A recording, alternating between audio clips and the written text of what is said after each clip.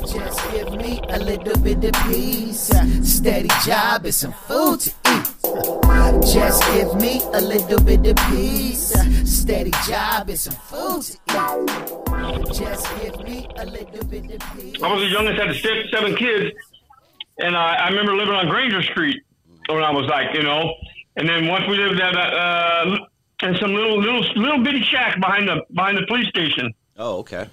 All of us was in there, you know what I mean? And then we finally got the house. We moved to Granger down the street to Loveland and Granger, on that corner house. And that's where I went to Suva School.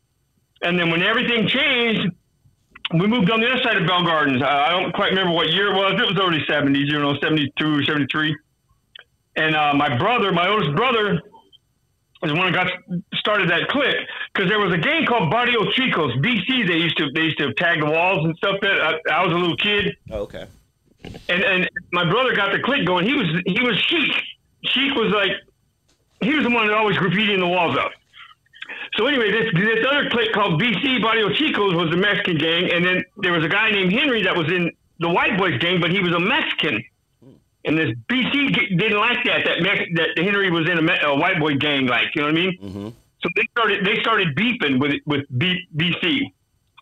Now I was a little guy at the time, and my brother, had started the clique, and all those little dudes were called BG White Boy Tinies.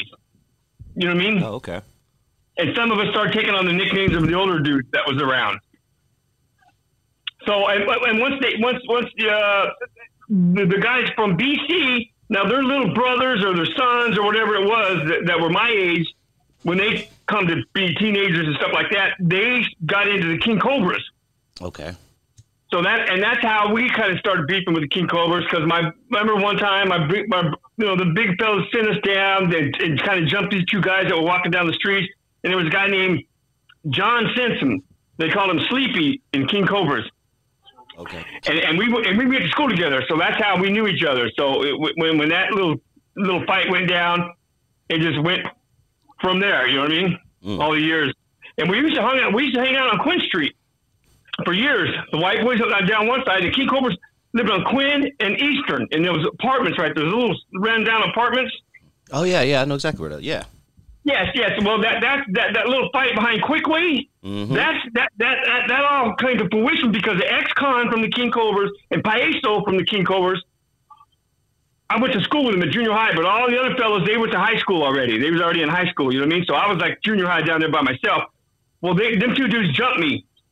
So I got black eyes or whatever. And then once the older fellas seen me, they said, "What happened?" I told them what happened. I said, "Paeso and ex-con, they jumped me in school, blah, blah, blah." So what happened, they said, "All right, Mark," everybody got together and we was kind of walk down that area, and they hid behind cars and dumpsters, and they had me walk down Quinn Street right in front of their apartments, right on, but across the street from them. And sure enough, they was all hanging out there at their apartment. And as I walked by, they come to get me. And before they got to me, everybody popped out from their little hiding spots, and that's how the fight pursued from there. You know what I mean? Oh wow. Okay. But but back then there was really no guns and shit involved in that little trip, But some of the stories you heard about were true, because I remember the time at Bell Gardens Park too, when that fight went down. So but it all started back in the early 70s with my oldest brother Alan, my older brother Alan. Okay. And they went through it, and some of the older cats. It was like raised in Bell Gardens. Henry was a Mexican in a white boy gang, so I don't know. That's how they started beefing with them. But then, the only problems we ever had problems with was King Cobras. We got a lot. I had a couple of partners that was in the BG locals, a couple of Mexican friends, and one of them actually lived with me. Because I remember when the locals started out, it was a mix of white dudes and Mexican dudes. I heard that. Yes, it was at one time. And then, of course, there's really no white people around there anymore. So, and then our kind of legacy, whatever you want to call it, it carried on till into my, I was an adult still, fucking around, running the streets and, living in Bell Gardens. But we was living on Live Oak Street. Me and one of my other partners that was in the clique, they called him Okie. We had a house right next to each other on Live Oak. Over by the crest. Was he from Oklahoma? No, it was just Okie. He was white, you know what I mean? So Okay. Okies were white, you know what I mean? Gotcha. Okay. Because I know Bell Gardens has a long history with people moving in from Oklahoma, right? Yeah, Oklahoma and Arkansas and stuff like that. Yeah, a lot of people, yeah. But there was names like Okie, and then we had my other brother, Cheek too, and I was like Stony. There was Trucker, you know, kind of white boy names, you know what I mean? Yeah. You know, everybody, it kind of lasted for a long time there on Quinn Street. We hung out there for years. Quinn and Gellhart. And then Shannon Hatley, he was, you know, we knew the Hatleys real good because his older brother, Jay Hatley, which went to prison and died in prison.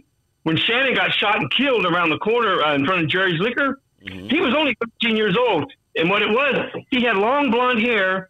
He was kind of stocky, but there was a friend of mine named Salt. They call him Jimmy. His name's Jimmy, but his last name's Salt. S-U-L-T, like German, you know what I mean? Oh, yeah. Who I think the KOBRAS thought that Shannon was Jimmy, and that's when they shot Shannon in the neck. Oh, my God. And they killed Shannon right there in front of Jerry's Liquor. Because I think they mistook him for Jimmy. Crazy times. And then there was a time they was doing drive-bys coming down Quinn Street, and we was hanging out in front of. There was, I don't know, several of us out there hanging out, and here they come. We knew they was coming back, so everybody kind of got like shotguns, was hiding in the bushes because we used to hang out at this one pad. And as they drove by again, they blasted on us. It shot. I got shot. But it was only buckshot. It wasn't like bullets, you know what I mean? Okay. They was using a shotgun. So it hit 4 of us, and the other people jumped out, shot out their back windows. It was crazy time as a child, you know what I mean? Crazy growing up. I'm lucky I made it through there. Yeah. At that time and age. But the other cliques that are around, you know, the Playboys were around at that time. You know, you see the Florence 13, but that really wasn't their area, but they would be over there tagging and shit. But I don't remember. You know, I had no beefs with. We never had no problems with them because they was like over from Vernon and shit. You know what I mean? Yeah, yeah. And that's how it all started. Once my brothers got old enough to join the Army and moved on, you know, us littler dudes kind of took over, and that's where it went. And I was surprised. I wasn't really shocked because, you know, in prison, you know, people from that area have heard about them. You know what I mean? Mm-hmm. But everybody now is like my age, or they've died off, or they went to prison and moved out of state. But it lasted I bet it lasted from, I'm giving a rough estimate here, from 74 to 94, you know. Yeah. Because, you know, we were still in that area and stuff. You know, it's interesting. Why do you think we're still talking about them 30 years later? I mean, they obviously had such a big impact. Why do you think we're still talking about them 30 years later? I take it because it was only white clique that was around there. But back then, you got to keep in mind that, you know, half of Bell Gardens was white back then. Mm-hmm. Back in the late 70s, up until the early 80s, that's when people started, you know, white people started leaving the area. You know what I mean? So there was a lot of white people back then. I take it from the history, like you know, the police department's got the history on us and stuff like that. The Bell Gardens Review, there was, you know, that time when we got shot on Quinn, you know, that was in the papers. I think that's why it was, you know, good, but we faded away. But a lot of them other gangs are still around, like, you know, the KOBRAS, and I don't know about the Playboys. I don't ever see, you know, not that I'm over in Bell Gardens very often, but I go there once in a while because one of my friends still lives there. And I'll go visit him. Mm-hmm. And he's an OG, and he still lives over there behind the hamburger stand by Ford Park.